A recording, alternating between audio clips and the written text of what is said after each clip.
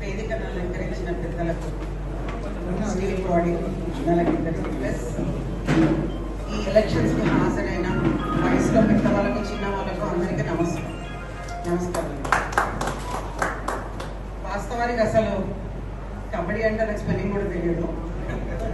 కాకపోతే నాది మూలమల గ్రామంలో మా నాన్నగారు ఇచ్చిన చిన్న జాగాలో ఆడి మా కబడ్డీ అప్పట్లో అంటే ఇప్పటికి ఆల్మోస్ట్ 15 సంవత్సరాలు ఇప్పుడున్న ఆడుతున్న ఎవరు ఇప్పుడు మనకు గౌడ్ ఉన్నారు, తర్వాత అశోక్ ఉన్నారు, దీనిలో వాళ్ళకన్నా ఒక 10 సంవత్సరాల ముందు ఆడిన వాళ్ళకు ఏదో చిన్న జాగా ఇచ్చి ఆడారమ్మా, ఇప్పుడు బాగా డెవలప్ అవుతుంది, కబడ్డీ బాగా ఆడుతున్నారు, మాకు జాగా చిన్నగా ఉంది, కొంచెం ఏదైనా చెయ్యండి అని అంటే ఉడతా భక్తిగా మా నాన్నగారి పేరు నిలబెట్టడానికి ఏదో చిన్న జాగా ఇచ్చాను. ఆ ఇచ్చిన తర్వాత నాకు కబడ్డీ స్పెల్లింగ్ నేర్పించి కబడ్డీ ఆడడం కూడా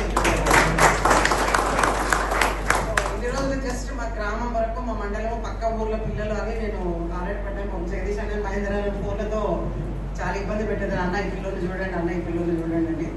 సో ఆ బాధ ఎలా ఉంటుందో మీరు పర్సనల్గా చూడండి అని చెప్పి నన్ను తీసుకొచ్చి కూర్చొని కూర్చోబెట్టారు.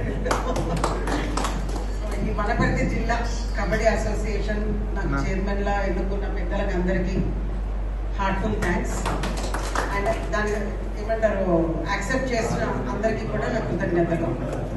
సో ఈ రెస్పాన్సిబిలిటీ ఇచ్చినందుకు నా సాయశక్తుల్లో నేను ఎలాంటి ఏమంటారు ఇంబ్యాలెన్స్ లేకుండా, పార్షియాలిటీ లేకుండా అందరికీ న్యాయం చేస్తూ అసోసియేషన్ తరఫున నేను గట్టిగా నిలబడి ఉంటానని చెప్పేసి మనం